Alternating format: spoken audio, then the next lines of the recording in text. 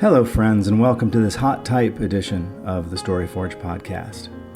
I am Lyle Smith, your host, and today I have a story about unexpected things. A sad story. A story about a day that doesn't go the way you anticipated. At all. At all. Aiden was about 2 when we were living in the Asbury Avenue house. And one afternoon, he was sitting at the kitchen table while I was cooking, and I burned something in the oven.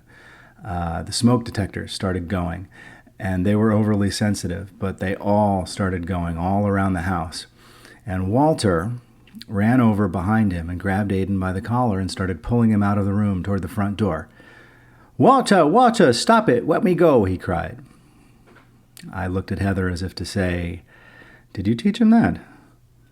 We just shook our heads, smiling at each other and waving magazines at the screaming smoke detectors.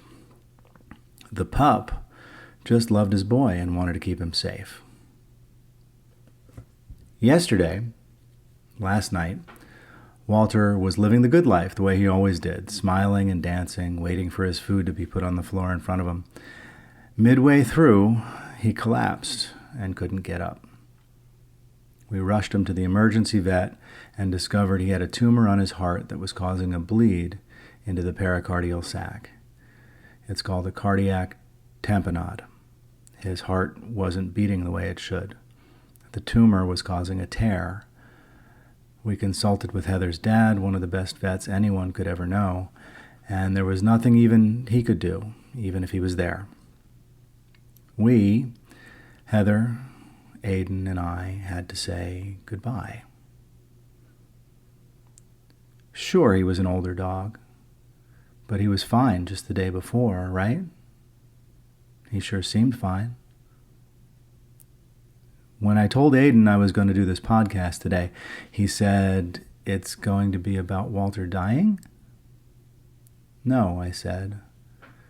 "It's going to be about Walter living and friendship. Because that's the biggest thing these beautiful, furry, goofy, wonderful animals bring us and teach us.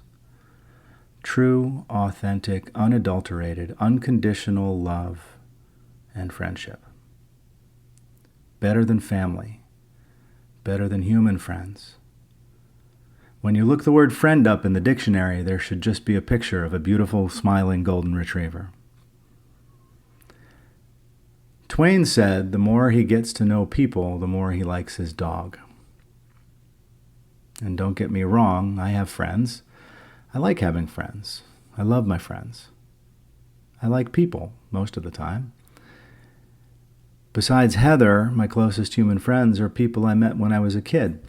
That's Jeff and JP, who I met running in grade school, who I ran more miles with than just about anybody. And as a result, even now, though we don't talk all that often, I think we still know each other about as well as anyone can.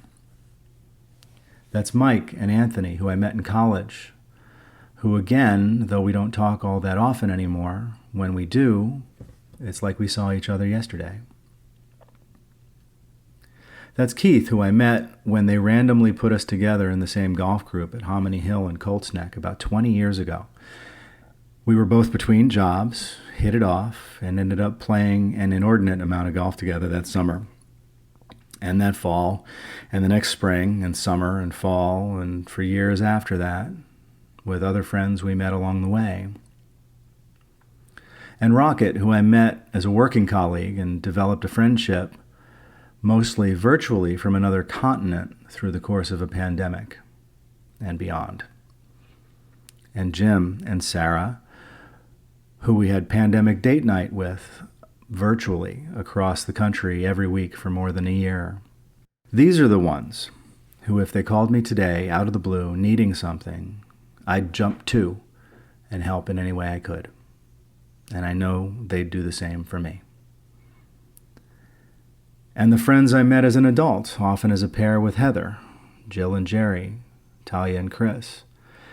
And the other friends I think of closely, Brett and Peggy and Don, who I've known since we were 5 or 6, who I reconnected with not too long ago, And we share paths from the old hometown, so we know each other even though we don't know that much recently. And golf buddies, Anthony and Chris and Tom and Jeff and Billy, spend 4 or 5 hours together almost every week for years, and you'll get close. I love all of these friends deeply, all for different reasons. But there's nothing like the love of your dog. All those tiny moments you share, sometimes with the rest of your family, sometimes just on your own. The chats you had with him when no one else was home. And the way you were sure, he understood exactly what you were saying when you felt your most intense feeling. And he agreed with you. Or he looked at you like you were out of your mind. Or he just cuddled up next to you because he was worried about you. All the wrestling around the lawn with Aiden, the running around the park, the walking around the neighborhood, the long drives with both dogs in the back, gazing at the passing traffic, the ball chasing in the snow. That time he got between you and the neighbor's dog because he thought he needed to protect Aiden. That time he ate a dozen ears of corn off the kitchen counter when you left him at home to get the propane tank filled, husks and all. And Heather took him to the emergency vet, the same emergency vet, and you were sure that would be the end of him. But they helped him with some puppy ipecac, and he came home, and he was fine, albeit a little embarrassed. I was sure of that. And all the times you got mad at him for getting underfoot or pulling your arm out at the shoulder or pulling you into the street on his walk or eating that paper towel again. But at bedtime, after you took him out for the last time of the day and we finished washing up, brushing our teeth, and climbing under the covers, when he jumped up onto the bed between us and spiraled around a couple of extra times with Elsa, and settled down, first on his haunches and then laying his big blocky head down on your leg. Woof! All the air came out in one blissful relaxation. And the sleep like you can only imagine. The moments you share that make your life better are like nothing else in the world. He is a member of the family, and sometimes deeper than even we know ourselves. Dog people understand. Not dog people don't, and may never, and I think that's sad for them. They say we heal back stronger at the broken places, and I think that's true, mostly. But there are holes, or more like permanent imprints at those places. An Olivia-shaped place, a Sandy-shaped place. Heather has an Arthur-shaped place from an important dog at an important time who went heartbreakingly when he was just 8 or so. And now there's a Walter-shaped place. It's an open place now, unhealed, aching, and it whistles to me all day. I see him everywhere, in all his favorite places. And I miss everything he was, and everything he gave me. And I can only begin to tell you how much that was. When you try your best, but you don't succeed. If you find yourself enjoying the StoryForge podcast and embracing the idea that making things matters, give us a review at Apple Podcasts or wherever it is you listen to these things. It helps others find the show and hopefully enjoy it as much as you do. The StoryForge is presented by Nimblesmith, the content marketing agency. That's Nimblesmith, spelled with a Y.com.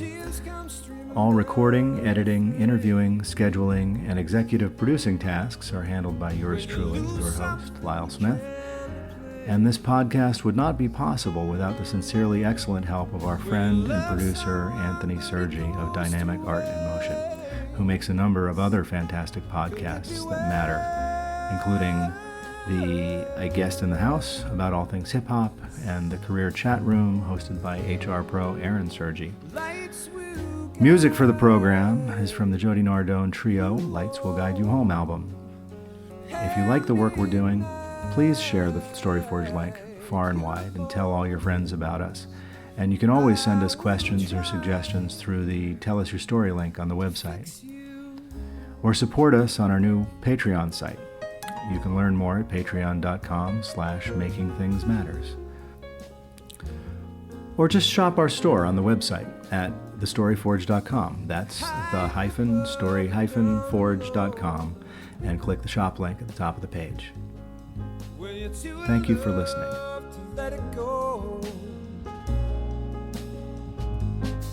But if you never try, you'll never